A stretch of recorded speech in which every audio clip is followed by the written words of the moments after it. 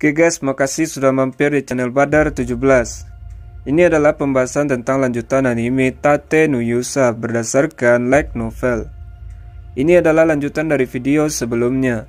Jadi, bagi yang belum, silakan ditonton terlebih dahulu. Oke, langsung saja ke pembahasannya. Saat ini, Nofumi masih mengobrol sama gadis itu. Gadis itu masih terus berbicara.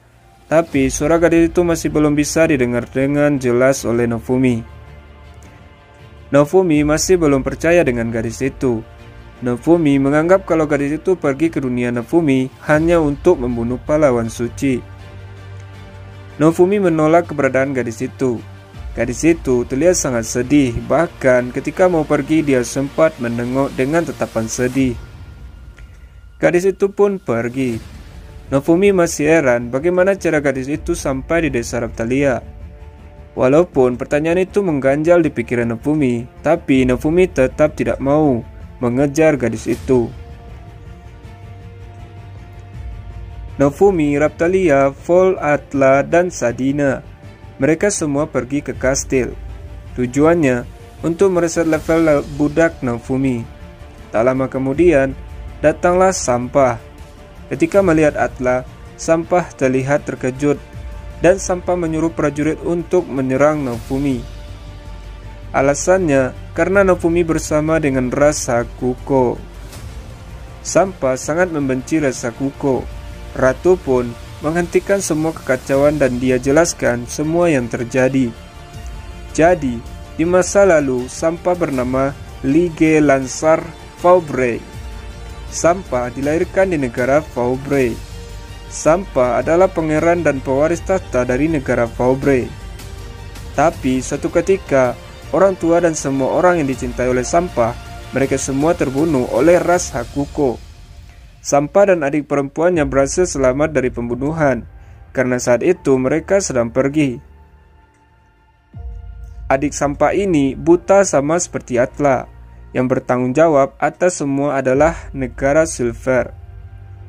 Sampah yang sangat benci dengan Silver, dia pun memilih untuk pergi dari negaranya. Sampah tidak mau kalau kebenciannya malah membuat hubungan Silver dan negaranya menjadi semakin buruk. Makanya, dia pergi dan mengubah namanya dan pindah ke Melromarch. Sampah menyembunyikan identitasnya dan jadi prajurit hebat di Melromarch. Saat itu Ratu tertarik pada Sampah.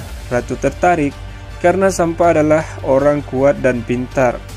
Singkatnya, adik dari Sampah dibunuh oleh ras Hakuko. Tubuhnya tidak pernah ditemui. Sampah semakin dendam dengan ras Hakuko dan dia berniat untuk menjatuhkan Raja Silver yang berasal dari ras Hakuko.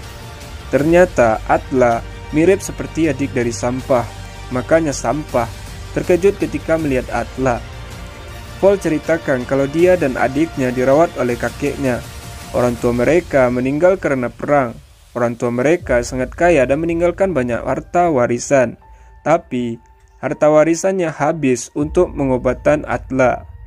Nama lengkap Vol adalah Vol Fayon. Ternyata nama Fayon adalah orang yang sangat dibenci oleh Sampah. Jadi kemungkinan besar Atla adalah anak dari adik Sampah. Nofumi dan Ratu mengobrol. Ratu juga memberitahu bahwa dia berhasil mengetahui keberadaan dari Motoyasu. Lebih tepatnya, bawahan Ratu terhubung dengan salah satu parti Motoyasu. Nofumi dan yang lainnya pergi ke tempat jam pasir naga. Di sana adalah tempat untuk mereset level. Sadina dan Vol telah mereset level mereka. Mereset level seharusnya membuat orang kesulitan dalam berjalan karena tubuh menjadi lemah. Akan tetapi bagi Sadina dan Vol, ternyata mereka tidak terpengaruh dengan efek itu. Nofumi berpikir kalau fisiknya memang kuat, maka mereset level tidak bakal berpengaruh pada tubuh. Tentunya Atla sangat lemah ketika levelnya direset. Fisik Atla tidak sekuat levelnya. Nofumi pun menyuruh Sadina, Vol, dan Atla untuk melakukan leveling. Sedangkan Nofumi akan memikirkan cara untuk memancing Motoyasu keluar. Nofumi, Philo, dan Raphtalia mereka pergi menuju tempat salah satu orang dari parti Motoyasu.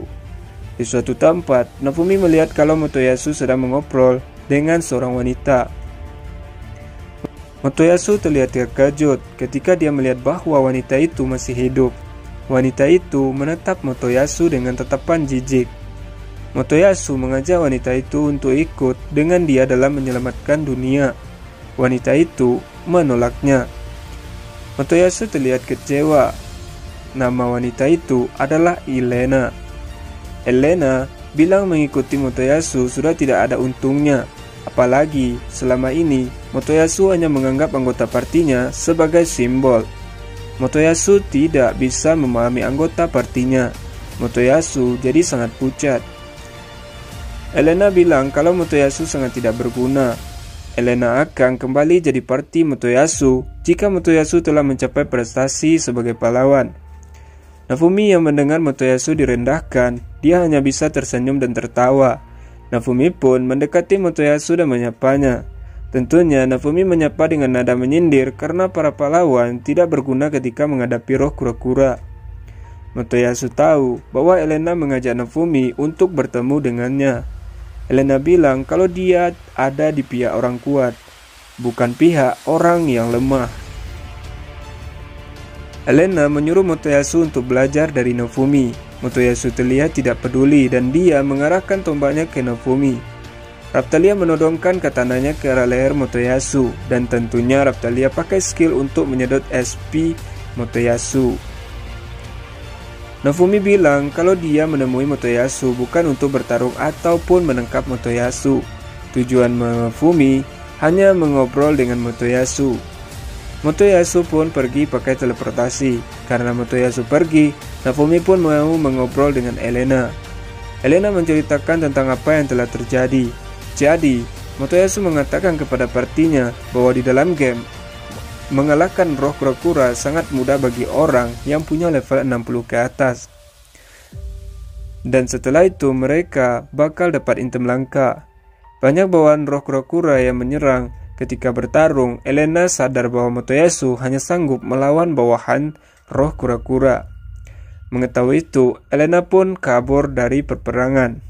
Orang tua Elena menyuruh Elena melanjutkan bisnis keluarga.